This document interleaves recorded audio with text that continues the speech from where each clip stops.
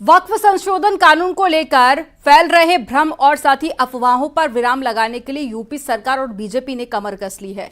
इसके लिए प्रदेश में विशेष जन जागरूकता अभियान भी चलाया जाएगा। क्या है पार्टी का प्लान और ये कैसे दूर करेगी वक्फ संशोधन कानून पर लोगों का भ्रम, आपको एक रिपोर्ट में दिखाते हैं। जहां एक और वक्फ पर पूरे देश में सियासी संग्राम छिड़ा है, वहीं दूसरी ओर बीजेपी इसके लिए एक नए विशेष प्लान बना रही है। पार्टी वक्फ संशोधन कानून को लेकर जन जागरण अभियान शुरू करने जा रही है। इसके लिए शनिवार को एक प्रदेश स्तरीय बैठक बुलाई गई है। वक्फ सुधार जन जागरण अभियान जो 19 अप्रैल से हमारी कार्यशाला है प्रदेश की, और उसके बाद 21 और 22 को क्षेत्र की कार्यशाला है, फिर जिलों में कार्यशालाएं हैं, और इसमें सभी विधायक, सांसद, राज्यसभा, विधान परिषद, पार्टी के सब बड़े नेता जन जागरण काम में लगेंगे। 20 अप्रैल से बीजेपी वक्फ सुधार जन जागरण अभियान का आगाज करेगी और मुस्लिमों के बीच जाकर नए वक्फ कानून के फायदे बताएगी। वक्फ को लेकर के जो समाजवादी पार्टी और कांग्रेस मुसलमानों को भटकाने और बहकाने पर लगाकर दंगाई टोल बनाकर को धरने कराने चाहती है, उनको प्रशासन के सामने लाना चाहती है, उसकी नीयत है ये। लेकिन क्योंकि उसके सामने सही बिल जाना चाहिए, और सही बिल से किस तरह से मुसलमानों को फायदा होगा। दरअसल इस अभियान के तहत लोगों को जागरूक करना है कि कैसे वक्फ संशोधन कानून कैसे उनके लिए फायदेमंद है। ऐसे में पार्टी एक मंथन दो काज की ओर सोच रही है। एक ओर मुस्लिम स्कॉलर मुस्लिमों के बीच नागरिक संवाद करेंगे, दूसरी ओर इससे पार्टी के पक्ष में माहौल भी बनेगा। जो अभी तक 5% लोग वक्फ के नाम पर कब्जा किए हुए बैठे थे जमीनों पर, और जो तमाम तरह के कार्य अनाधिकृत रूप से कर रहे थे, उन पर लगाम लगेगी। कैमरामैन गोपीगिरी के साथ संकेत मिश्रा, न्यूज़ 18 लखनऊ। मुस्लिम संगठन के वक्फ कानून के विरोध के बीच में दाऊदी बोहरा समुदाय के एक प्रतिनिधिमंडल ने दिल्ली में प्रधानमंत्री नरेंद्र मोदी से मुलाकात की। दाऊदी बोहरा समुदाय के लोगों ने नए वक्फ कानून की तारीफ की। पीएम मोदी से बातचीत के दौरान उन्होंने बताया कि पुराने वक्फ कानून में बदलाव की मांग दाऊदी बोहरा समुदाय लंबे वक्त से कर रहा था, और पीएम नरेंद्र मोदी के साथ में मुलाकात के दौरान केंद्रीय अल्पसंख्यक कल्याण मंत्री किरण रिजिजू भी मौजूद रहे।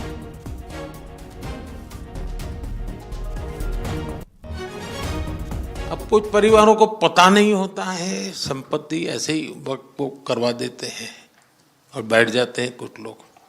तो मेरे पास ये कानून तो बाद में बना, पहले राउंड में जब मेरे पास रिपोर्टिंग आया, जब मैं यहाँ 19 में जीत करके आया, तब मेरे पास आया 1700 से ज़्यादा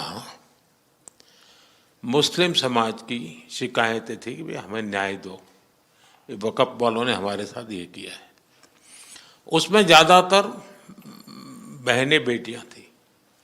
तब जाकर के मैंने कहा भाई रियलिटी क्या है, खोजो। तो ये रातों रात नहीं आया है जी, लगातार 5 साल तक हर बारीक चीज़ को कोशिश की समय। फिर उसमें से मुझे बहुत पहले बड़े सैयदना साहब से काफ़ी बातें मेरी होती थी, तो मुझे मालूम था कि बोहरा समाज हो या शिया मुस्लिम हो, उनको तो और मुझे अहमदिया को और मुसीबतें हैं।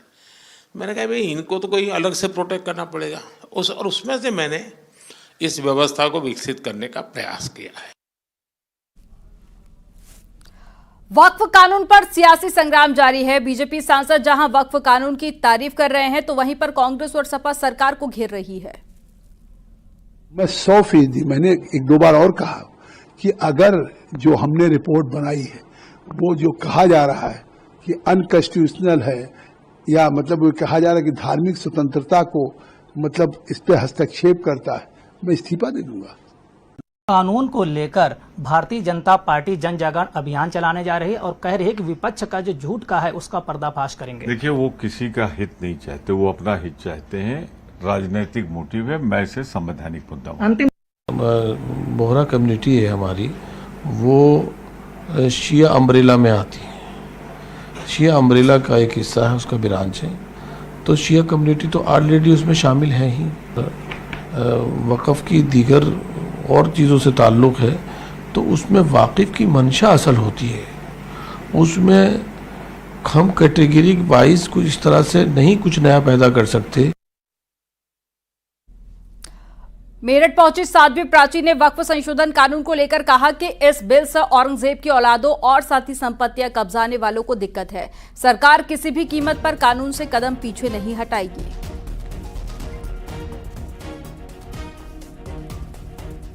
इस कानून से दिक्कत उन लोगों को हो रही है जो बड़े बड़े भूमाफिया है और जो औरंगजेब की औलाद है ना, उनको सबसे ज्यादा दिक्कत हो रही है। पीछे हटेगी सरकार? नहीं, पीछे नहीं हटेगी। सरकार गरीबों को न्याय देने के लिए तैयार कर रही है, सारे बिल महिलाओं को सम्मान देने के लिए तैयार कर रही है, तो सरकार के पीछे हटने का मतलब नहीं। पश्चिम बंगाल जला रहे हैं, क्यों ऐसा कर रहे हैं? और ये बताएं, दिक्कत मतलब भूमाफियों की क्यों हवा खराब हो रही है? पश्चिमी बंगाल को जो जला रहे हैं, एक सोची समझी साजिश ममता की है। ये ममता जलवा रही है। हिंदुओं के घरों को जो कश्मीर के हालात पैदा हुए थे ना, वो ऐसे ही मैं कहूंगी कि अपनी शील की रक्षा के लिए महिलाओं को हथियार उठा लेने चाहिए। वक्फ संशोधन कानून को लेकर अयोध्या का संत समाज सरकार के समर्थन में आ गया है कि जो भी संपत्ति है उसका सीधा मतलब है कि आप अच्छे कामों में लगाइए, जिससे लोगों का भला हो, एक समुदाय का भला हो, मुस्लिम समुदाय का भला हो, उनकी रक्षा हो, उनके हितों के लिए था वो बोर्ड जब बना था। लेकिन इसके विपरीत कुछ अताताई लोग उसको हड़प करके बैठे थे, तो आज उन्हीं लोगों को कष्ट हो रहा है। बाकी मुसलमान सब प्रसन्न हैं। कोर्ट ने कुछ तथ्यों को निकालने की बात की है, लेकिन ये विचारणीय है और इस तरह की बात नहीं रखनी चाहिए।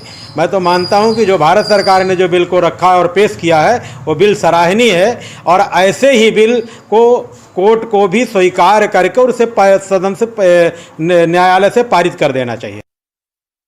पूरा भारत संविधान से चलता है और वक्फ बोर्ड का कोई संविधान नहीं है। इनकी अदालत होगी, वही मुकदमा चलेगा और वही फैसला देगी। फिर भारत का क्या मतलब है? सुप्रीम कोर्ट का, आज सुप्रीम कोर्ट के अंदर ये गया है तो क्यों गया है? ये प्रधानमंत्री मोदी की देन है। बता दें सुप्रीम कोर्ट कि इससे पहले कोई मुकदमा वक्फ बोर्ड का उसके पास आया हो या वक्फ बोर्ड के माफिया उसकी शरण में गए हों? वक्फ बोर्ड सुप्रीम कोर्ट को समझता ही नहीं है, ये तो उसकी मजबूरी है।